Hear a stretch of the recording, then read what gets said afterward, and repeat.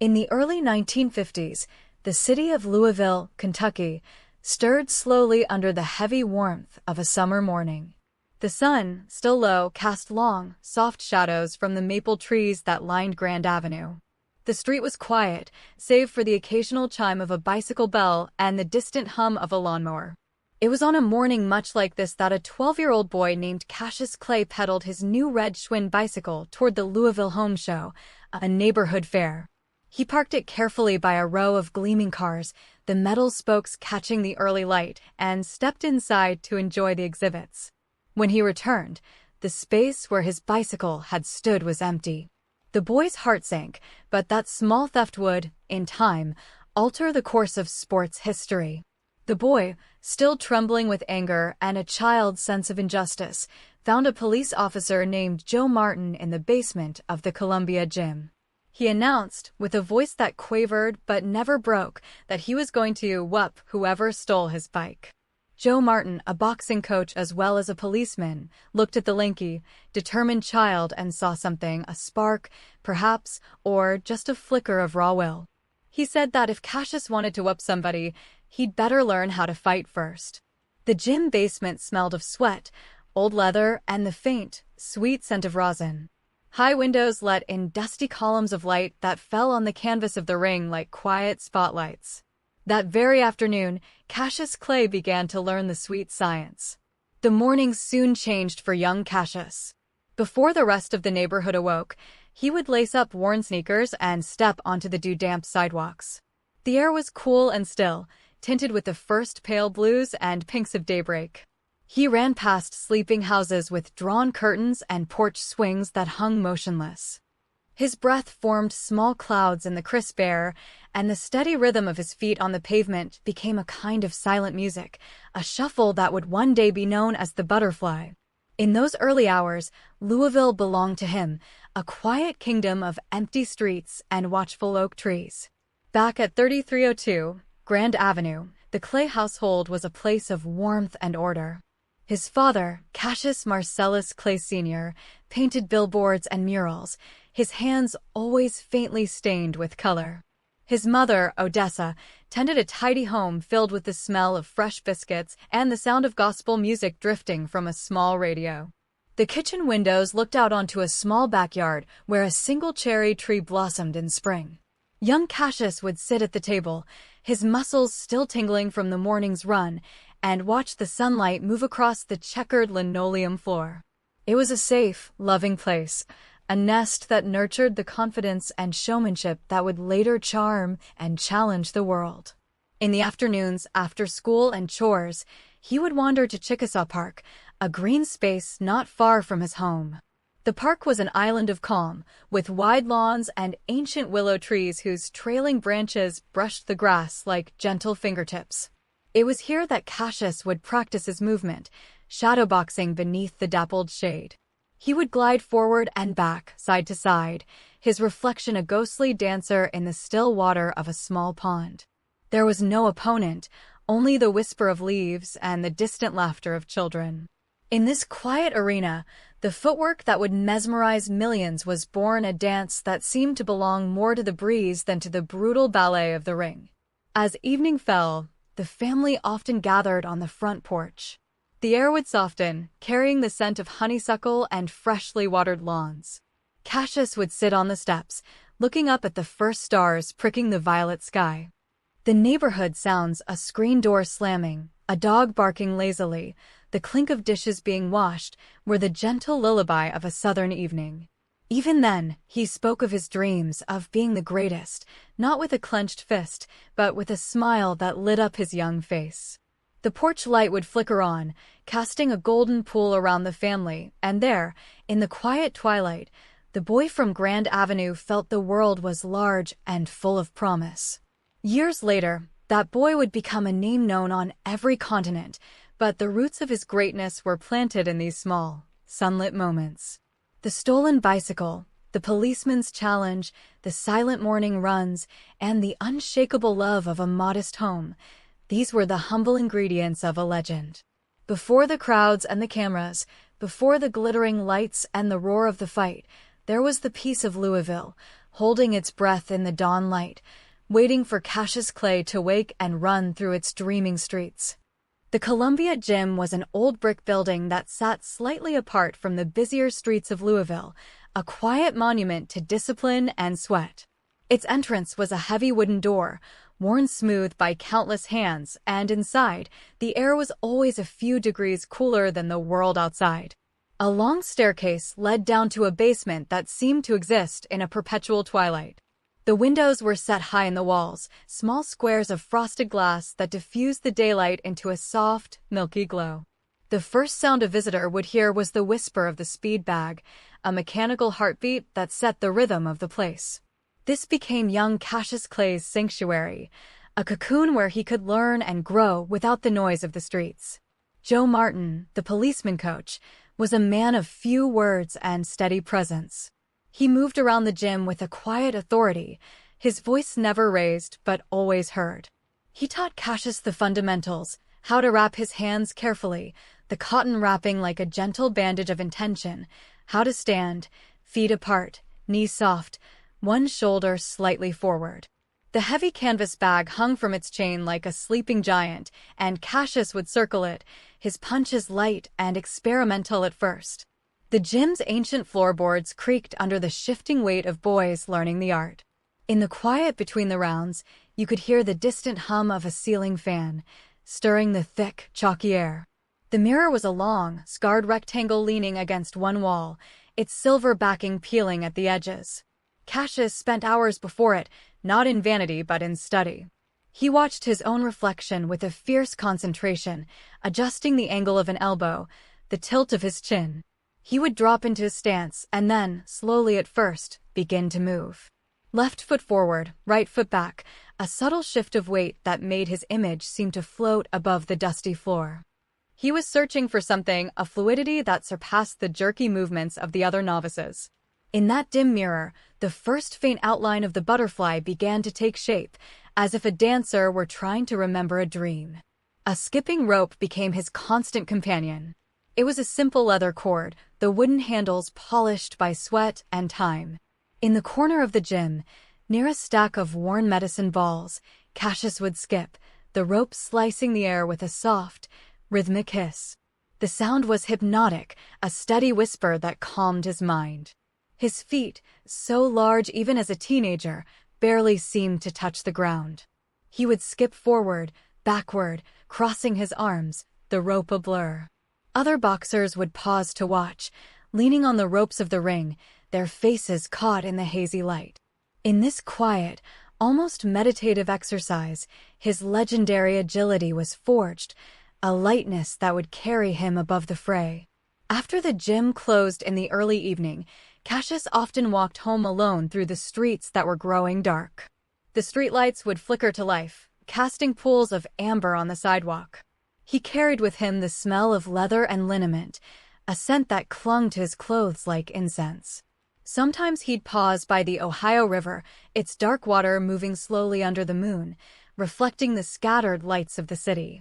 The river was a quiet witness to the history of the place, and standing on its bank, the young boxer felt both very small and deeply significant. He would practice his shuffle there on the grass, the footsteps silent, his shadow stretching long and lean across the earth. In the gym, there was a small, makeshift shrine of weathered photographs pinned to the corkboard: Joe Louis, Sugar Ray Robinson, old champions with solemn eyes and gentle fists. Cassius studied them not just as fighters, but as men who had carried their grace beyond the ring.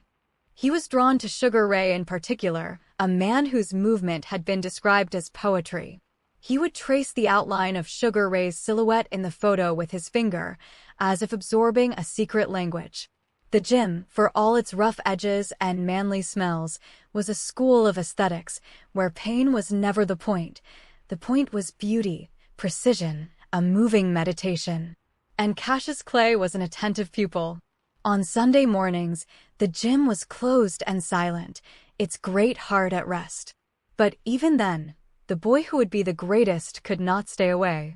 He would jog to the building and stand outside, looking up at the brick facade, the high windows now blank and dark. The city was still sleeping off Saturday night, the streets empty except for a stray cat and the slow toll of a church bell. In that silence, Cassius would shadowbox under the elm tree by the gym's side door, his feet gliding over the cracked concrete. The only sound was his breath, steady and deep, and the scrape of his sneaker pivoting. It was in these solitary moments, with no one watching, that the bond between a man and his craft was sealed in quiet devotion. In the summer of 1960, an 18-year-old Cassius Clay boarded a plane bound for Rome, the Eternal City, to represent the United States in the Olympic Games. The young man had never been outside his country, and as the aircraft climbed through the clouds, he pressed his face to the window, watching the patchwork fields and rivers shrink below. When he landed, the heat was different, dry, ancient, carrying the scent of pine and dusty stone. The Olympic Village was alive with athletes from every corner of the planet, their languages a gentle babble in the warm Italian breeze. Cassius strolled through the narrow cobblestone streets, his eyes wide at the sight of terracotta rooftops and fountains that had bubbled for centuries.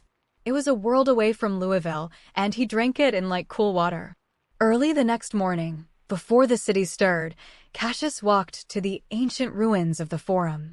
The sunrise painted the broken columns and marble fragments in shades of rose and gold. There was a profound stillness here, as if the stones themselves were dreaming of emperors and poets. He sat on a low wall and watched the pigeons flutter from arch to arch. In this place where time seemed to collapse, the young boxer felt a deep calm. He thought of the long road that had brought him here, the miles run at dawn, the hours spent before the mirror. The gold medal he sought felt at that moment less like a prize and more like a quiet promise he had made to the boy on Grand Avenue, a promise whispered across an ocean. The boxing venue was the Palazzo dello Sport, a modern rotunda nestled among the ancient city's skyline. But on the days before his bouts, Cassius avoided the loud halls and instead wandered toward the Villa Borghese gardens. Tall umbrella pines cast dark green shadows on the gravel paths. He would sit by a small pond, the water reflecting the soft blue of the Roman sky, and feed bits of bread to the ducks. The sound of water lapping against the stone edge was a gentle lullaby. Here, in the heart of a city that had seen empires rise and fall, a young man from Kentucky found a peace that sharpened his nerves far better than any pep talk. The gardens became his secret preparation, a green sanctuary where only the birds witnessed his breathing exercises and slow, meditative stretches. The bouts themselves were swift and sure, but for Cassius, they were merely a continuation of the dance he had been practicing all his life. After each victory, he would return not to the raucous Olympic Village parties, but to a quiet balcony overlooking the Tiber River.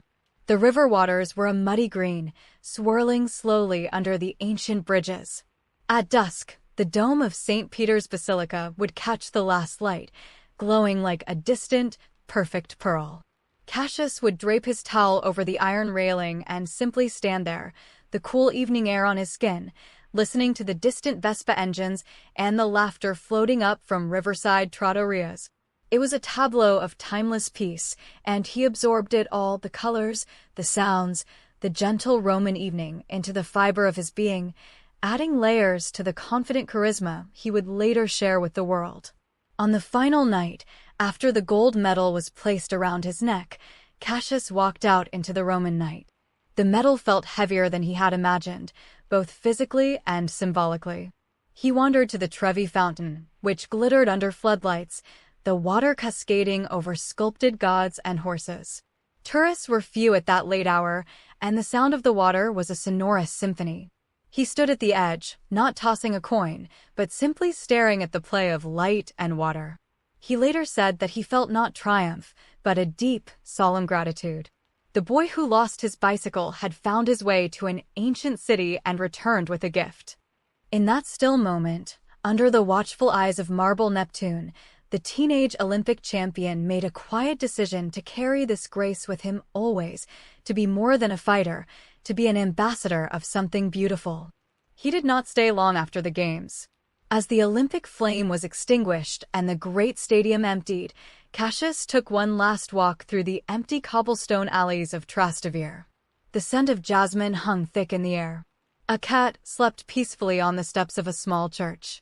The young champion's footsteps echoed softly on the stones, a rhythm like the skip of a rope back home in the basement gym. Rome had given him a glimpse of a larger world, and it had done so not through the roar of the crowd, but through the silent gardens, the patient river, the gentle dawn over the forum. He boarded a plane home with a gold medal hidden in his jacket and a new layer of calm certainty about the man he intended to become. The years following the Rome Olympics swept Cassius Clay into the bright, unrelenting current of professional boxing. But away from the cameras and the crowded arenas, a quieter transformation was taking root. In the early 1960s, he began attending meetings with members of the Nation of Islam, drawn not by anger, but by a search for identity and spiritual clarity. On a warm Miami evening, he stood on the shore of Biscayne Bay, the water lapping gently at the sand, the sky a deepening lavender. He had come to visit a mosque, a small, unassuming building with a crescent moon painted on its door. Inside, the air was cool and smelled of incense and old books. The voices were low and respectful. He sat on a simple rug and listened to the teachings, the words washing over him like the tide outside. It was in these quiet spaces, far from the roar of the ring, that the man who would become Muhammad Ali truly began to emerge. The name Cassius Clay, he came to believe, was a slave name, a label that belonged to a past not of his choosing. In 1964, after a monumental fight that shocked the world, he announced his conversion to Islam and his new name. The announcement was made not with loud fanfare but with a kind of serene firmness. He stood in his hotel room, the afternoon light streaming through sheer curtains, and spoke to a few reporters. His voice was calm, his gaze steady. When he said, "Muhammad Ali," it was as if he were not trying to convince anyone, but simply stating a fact as natural as the sunset outside his window. The world outside might rage, but in that room, there was only peace. Ali began to carry a small prayer rug with him wherever he traveled. In the early mornings, in hotel rooms across the country, he would unroll it facing east and bow in prayer. The act was a private ritual of profound stillness. He would stand, then kneel, his forehead touching the fabric, whispering ancient words in Arabic. The morning light would catch the lines of his figure, casting a long, peaceful shadow across the carpet. In these moments, the persona of the loud, poetic boxer fell away completely, revealing a man alone with his God. It was a kind of invisible footwork, a dance of the soul that moved in perfect silence, a grounding ritual that would sustain him through the trials to come. Then came the year 1966, and the Vietnam War cast its long shadow over American life.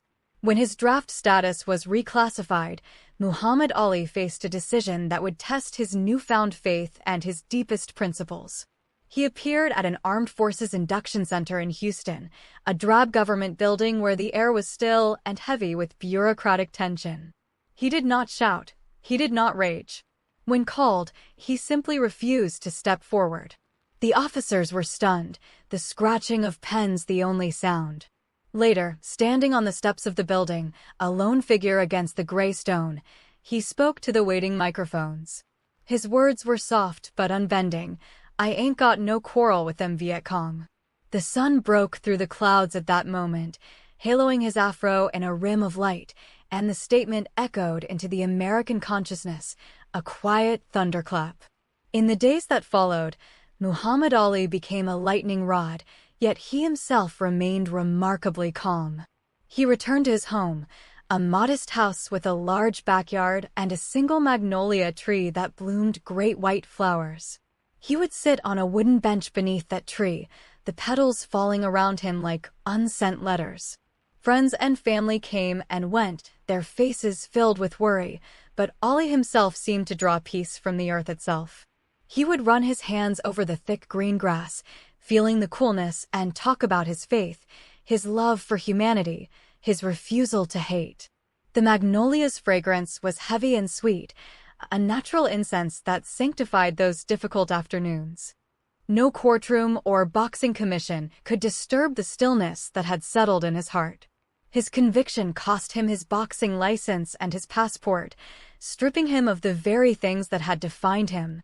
Yet among the historic turmoil, there were scenes of extraordinary quiet. I remember one picture taken on a beach in Florida, shortly before his exile from the ring fully took hold. The sky was overcast, the ocean a vast sheet of silver. Ollie stood at the water's edge, not posing, not speaking, just looking out at the horizon. His hands were clasped behind his back, his posture loose and meditative. The waves rolled in slowly, one after another, drawing prints from the sand. It was a portrait not of a defiant athlete, but of a man at peace with the greatest decision of his life, a decision that would cost him 3 years of his prime and yet would forge an unconquerable legacy of grace.